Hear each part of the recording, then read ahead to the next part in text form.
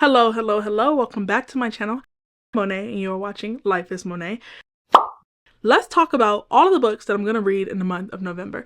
Now, this is a rather ambitious kind of TBR, but I feel confident, right? Because I'm going to get a break from school and I'm going to be at home, and I always look forward to reading some really fun reads for the last 2 months of the year. The pressure is on for me to just enjoy the books that I am picking up, and that is the sole focus, right? First set of books up on my TBR are actually going to be rereads, and that is going to be me rereading the Guild series. I am such a huge fan of Guild and the journey that our characters have been on. I think that this book has some of the best done character development and character growth of a female character that I've seen in a fantasy romance in a really long time. And even in fantasies, our journey from like Orin in the very beginning, where she is sad and pitiful. I mean, honey, I could not think of a character more pitiful than Orin.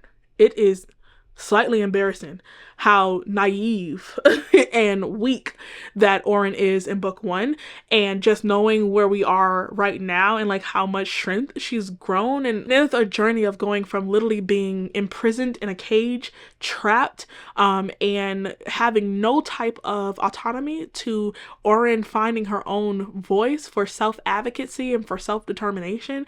And I really enjoy that. Now, there are some other characters in here that are also kind of like airheaded, but I enjoy them as well. So I'm looking forward to rereading all of the Guild books that are out so far in preparation for December 7th, which is where we get Gold. And that was actually supposed to be the final book in the series, but Raven put on her Instagram that she tried so hard to complete the series in one more book, and it just did not work. And so we're going to get one more, which is called Goldfinch, which is going to be book 6, and that one is going to complete the series. But I am not complaining, because I was not looking forward to saying goodbye to Guild. It is so hard for me to find a fantasy romance story that like I thoroughly enjoy.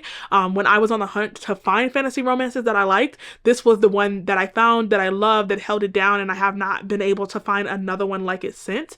And so I was sad to say goodbye, but I'm gonna get 2 more books with them, and so I am extremely grateful for that. If you have not read Guild, we're following Orin, who is the gold pet for King Midas, who is rumored to be able to turn everything that he touches into gold, and she has a lot of intrinsic value to King Midas, and his survival and sustainability is actually directly tied to Orin for reasons that is not revealed to the reader until later on in the story. It is a bit of a drawn out series, because majority of book 1, our main love interest is not even in really book 1, not technically. You don't see them until the story is basically over. And then in book 2, there's a bit of a false identity, so there's really not a relationship between our main characters, like our main love interest, until book 3. So it is a lot of investment up front. I feel like book 1, which is Guild, is a prequel to the story. It just gets you accustomed to the world, to the characters, and it helps you understand just how dire the need for Orin's breakout is. And so it's just kind of setting the stage. It's a very short one.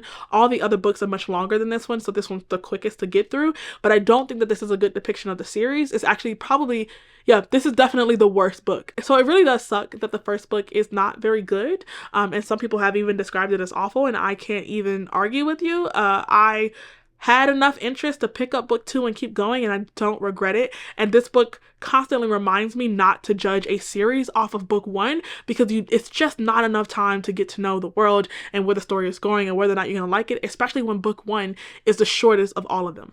The next book that I'm going to be picking up is actually Nolan by Michael J. Sullivan. I've been slowly making my way throughout his works. He just released the final book in this series, so I felt like it was fair time for me to go ahead and pick it up. Nolan is this, like the Rise and Fall trilogy, is a set of standalones, so you don't need to read them in order. And as always with Michael J. Sullivan, you don't need to read any of the other series to have context. He writes his books to stand alone, for you to be able to pick up any book within the world without being significantly spoiled for the other series if you want to. So we have the Rhaenyra Revelations, which technically in the timeline is the most recent. And then we have the Legends of the First Empire, which in the timeline is like prehistoric civilization, like the start and the beginning of this world. And so from my understanding, the Rise and the Fall trilogy actually lands in the middle. So he wrote this like kind of like in the future, and then in the past, and then somewhere along the middle we get Nolan. I have enough context because I've read enough books within this world to know what to expect when reading Nolan's book, because his name is so renowned. So I'm really excited to just jump into like the world again, get accustomed to like all the coziness that I feel when I read Michael J. Sullivan, but also to follow a character that has been so well talked about throughout the story, and now I actually get to see his POV. The next book I'll be picking up is a group read, and that is going to be Fury Song. This is book 3 and the finale in the Aurelian Cycle trilogy. It's a YA that I've been buddy reading with some bookish friends a good chunk of the year, now that I think about it, and I am looking forward to seeing where it ends. I've heard amazing things about the wrap-up of this trilogy, and I feel like the investment has been there from just me and my friends trying to read the story, and so like now we all want to know like what's going to happen in the end and whether or not we're going to be satisfied with it. This is very similar to Fourth Wing. We're following Annie and Lee, and we start off with them being competitors for first dragon rider in this elite fleet in this society that is based off merit. And this society is new to its role of power, because the society used to be an aristocracy where it was based off like royal families that were chosen to lead, and there was a rebellion and a revolution within the country, and so now it is based off your merit. But a meritocracy, the one that they have, resembles a lot of the injustices and unfair treatment that the aristocracy did, because before it was you got money, wealth, power, and influence because you were born into it, and now you have the same thing because you're smarter than everybody or because you have higher test scores than everybody. So they get to see that it really is hard to build a society that is equal and fair to all members at all social class levels. And so there is this resurgence between the old aristocratic families who want to return to power, and individuals have to choose between supporting the meritocracy, which has a heavy and good amount of corruption that has not delivered on the promises of revolution that it has told to the people, but they also don't really want to return back to the past. And so there's this grappling with how do we move forward to a society that is actually equal and fair, and who do we support, because those options aren't on the table. What we have is a meritocracy and aristocracy, and neither one are good, so what do we choose from? And as an American, honey, I agree right now, okay? We have several not very good presidential candidates, and we are forced to choose between them, and so it's a reckoning between myself and the connection that I see within the story. The characters are young, it is a YA story, and so they can be very annoying. I feel like the author keeps trying to overlay this relationship between Annie and Lee that I think would work out so much better if they just agreed to be friends, or if they just were friends, because there is some angst and some romantic like sentiments between the two of them. So I have a lot of feelings and emotions and opinions going into book 3, and so I'm looking forward to seeing like where I end when we're done. The next book I plan to pick up has been on my shelf for a long time, and I told myself that I was going to read it before 2023 was up, and this is me keeping my word. And this is Opium: How an Ancient Flower Shaped and Poisoned Our World. I thought that this was rather timely in the face of our drug epidemic, our fentanyl and opioid epidemic, and so I was looking for books that will enlighten me to like the plight of Americans today that are struggling with drug abuse, and how pharmaceutical companies have played a part in that, not just the drug trade, but actual regulated and government approved, FDA approved, not just in the US but like around the world. So many governments have approved drugs that are based in opium that have led to drug epidemics throughout history. And so because I'm a historian at heart, I could not help myself. I had to go back to the beginning to learn about opium from the start and how revolutionary it was as a drug. And I'm hoping that this has a lot of examples in which opium was first used when it was first introduced into society versus modern society, before there was this big like multi-million-dollar inspiration to make money behind it, when this was just a medicinal treatment for like local smaller communities. So I'm really hoping that it shows the transformative like uses of opium throughout history, but technically I don't really know what to expect within the story. I feel like I should read the synopsis a bit. This is written by a psychiatrist on the front lines of addiction medicine and an expert on the history of drug use. So yay. Comes a fascinating story of the flower that helped build and now threatens modern society. Opioid addiction is fast becoming the most deadly crisis in American history. In 2017, it claimed nearly 50,000 lives, more than gunshots and car crashes combined, and almost as many Americans as were killed in the entire Vietnam War. But even as the overdose crisis ravages our nation, straining our prison system, dividing families, and defying virtually every legislative solution to treat it, few understand how it came to be. Opium tells the extraordinary and at times harrowing tale of how we arrived at today's crisis. This is gonna give me everything that I was hoping. Like, it's literally like what I was just hoping to get out of the book. The story begins with the discovery of poppy artifacts in ancient Mesopotamia and goes on to explore how Greek physicians and obscure chemists discovered opium's effects and refined its power, how colonial empires marketed it around the world, and eventually how international drug companies developed a range of powerful synthetic opioids that led to an epidemic of addiction. Yeah, this is literally going to take us from the very beginning all the way up to the drug epidemic in modern society that we are witnessing today. And I hope to, like, I want my IQ score to go up at least 1 or 2 points when I'm done with this. Like, honey, I want to be smarter.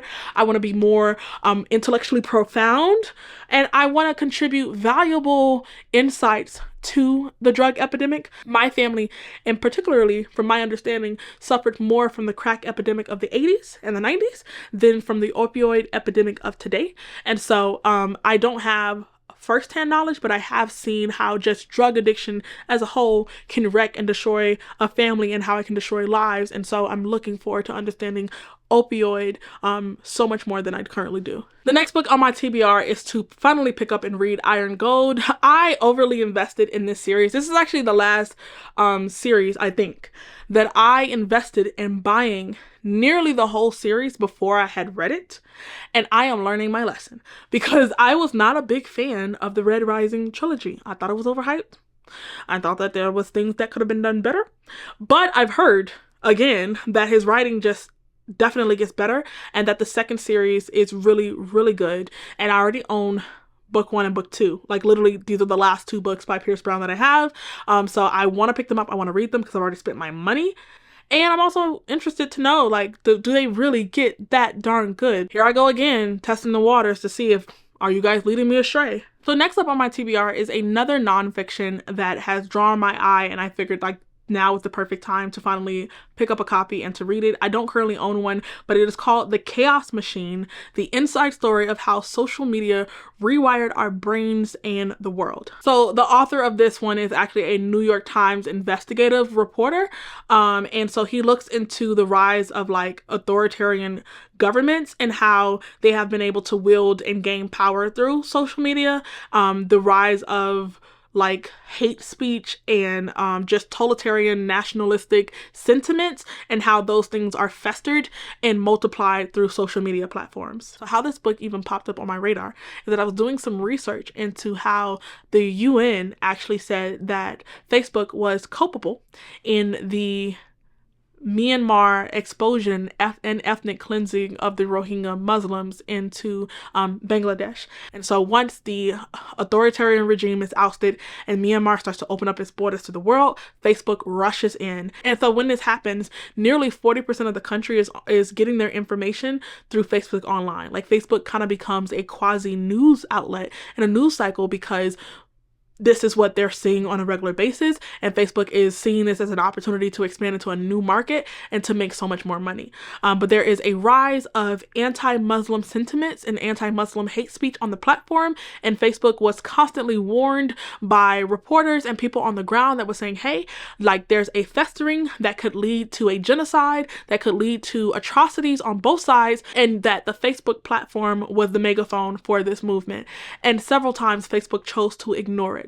And they did not take down the pages, and they did not filter the hate speech that was going on the platform. And so thus we have the Rohingya expulsion today and all of the thousands of people that have lost their lives. And only after the ethnic cleansing in Myanmar did Facebook finally take down the hate speech platforms that were used to spread these sentiments throughout the country. But at that point, it was basically too late. And so on this journey of just learning more information about how, you know, it is social media algorithms that amplify hate speech, and they allow these right-wing sentiments to occur, and they are responsible and choose a lot of the times not to act even when they know that things are happening.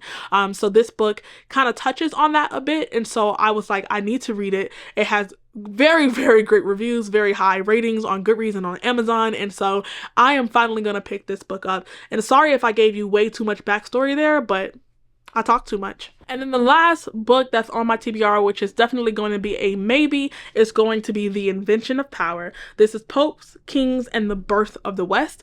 I've been kind of slightly intimidated with picking up this book because I looked through a few pages and it felt rather dense. And every time like I wanted to pick it up and read it, I was like, I just don't have the capacity to read a dense nonfiction at this point.